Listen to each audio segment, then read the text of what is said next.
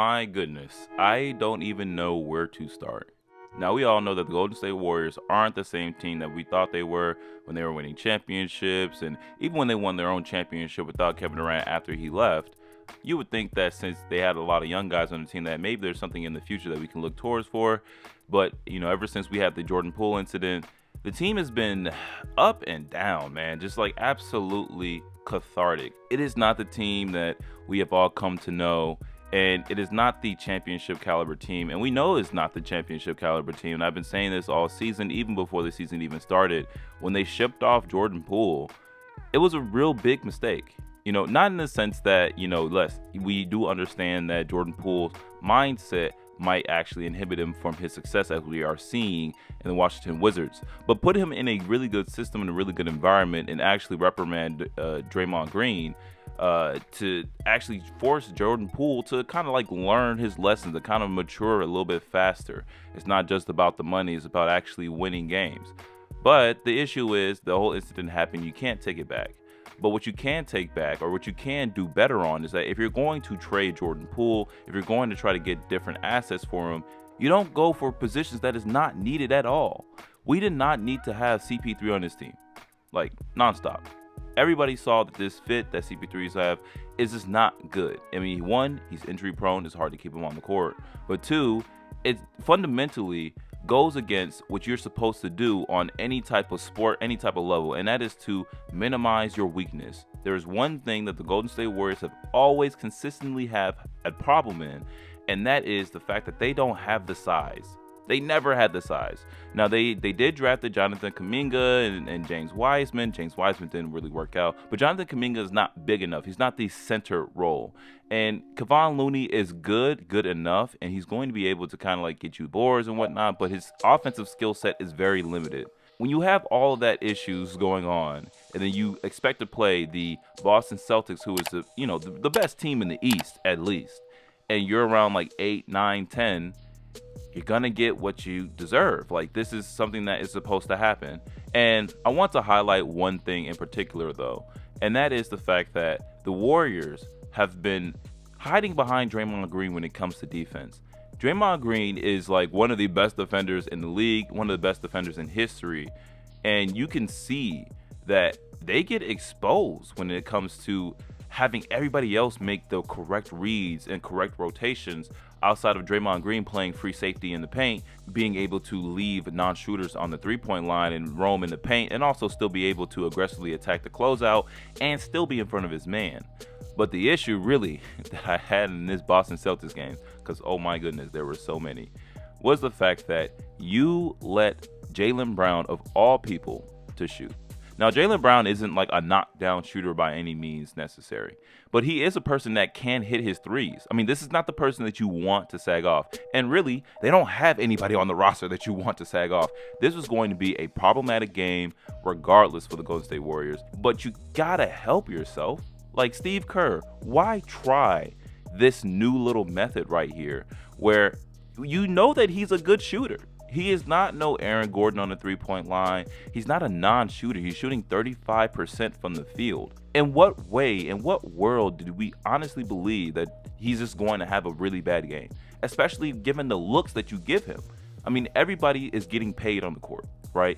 If you give a person enough space, they're going to knock down the shot. They're going to shoot the shot and knock it down.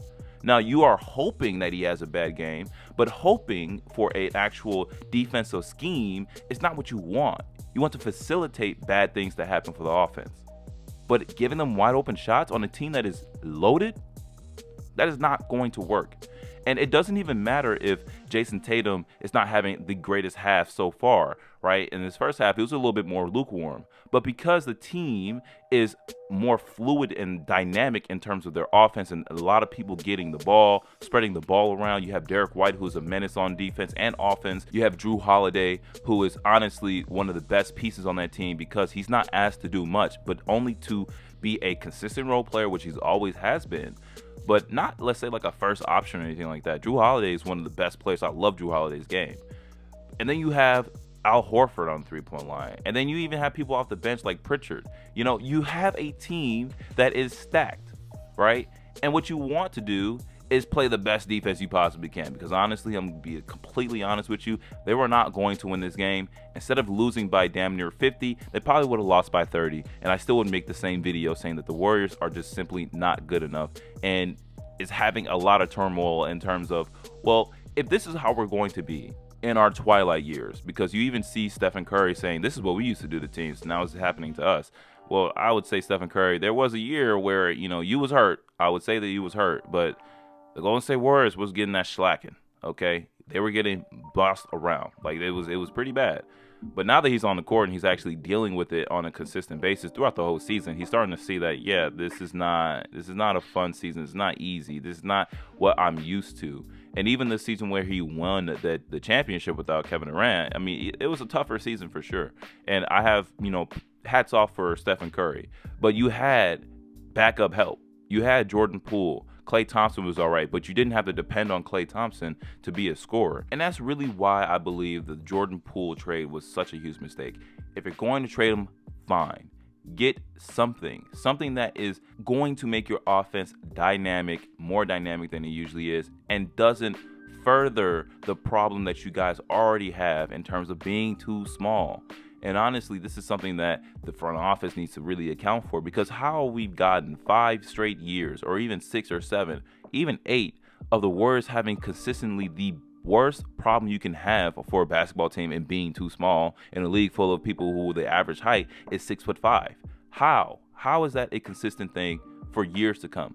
I will never understand that. They've always had like 1, maybe even 2 at best good centers, but in terms of bigs, Draymond Green's their best big. And so you're just going to get exposed, man. You're just going to get exposed. And the Boston Celtics, listen, they're a really good team. They're a great team. Now we'll see if everything that they have will translate to the postseason. But I believe that they will. I think they're going to hit the Eastern Conference Finals, and then we'll see what happens from there. But to get pieced up, so the question is, what do we do from here? What do we do now? What is the appropriate response to this? In my honest opinion, the trade deadline is off. Like, there's nothing you can do to make changes. I don't know what you do from here. Do you just ride the season out and just hope for whatever happens in free agency? Klay Thompson gets shipped out because there's no way that he's staying on the team. Draymond Green is going to be on the team, I guess. But, you have to hope that Jonathan Kuminga develops some sort of a jump shot, because it will eventually become easier to guard him when you have the fact that you could just kind of build a wall and have whoever's guarding Stephen Curry to stay on him. He'll still have some dynamic facets to his game because he's playing with Klay Thompson and Stephen Curry. But this team is, outside of them, it's not that great as a shooting team either. It's really a lot of heavy lifting on Stephen Curry. And I understand, listen, a lot of people who put him in the GOAT conversation say that this is his team to lead. And I'll say that is fair. This is his team to lead. And I think he's doing the best possible job you possibly can, given the circumstances that your team is constructed so poorly. You don't have much help, right? There's only so much you can do, especially in a league that is so talented, for you to even make the playoffs. They might not even make the play-in. I mean, we don't even know. It is really that bad. Now, a lot of people will say, well, they did miss Andrew Wiggins, and Andrew Wiggins is definitely the person that could, shift the tides a little bit. And maybe, but I don't think so. This team, even with Andrew Wiggins on the court, has not been great at all. Like, it just has not been great. They're 10th seed for a reason. All these teams are at their rank for a reason.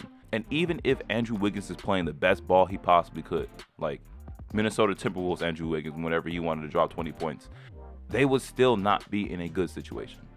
They wouldn't.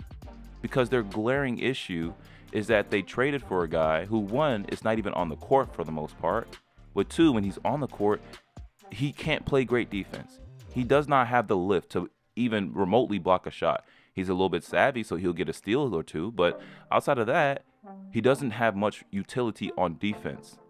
And God forbid you're asking him to do a rotation on the backside where he has to clog up the paint. There's nothing you can do for Chris Paul that makes him better. You don't actually further his game. And so the Warriors have a huge, huge deal in the summer, because this season is a wash. This season's a wash. I do not see that they will make a better playoff run if they even get into the play-in. I don't see anything of that. All I see is that this team is in limbo. We don't know what's going to happen with the core three that we all, know and love.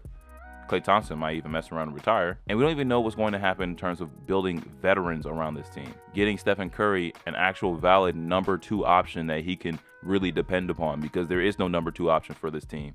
And if you don't have a number 2 option, well, winning games is going to come at a premium. And he's going to have to be great in order for them to win games. But just because Stephen Curry is great, that doesn't mean the team will be successful.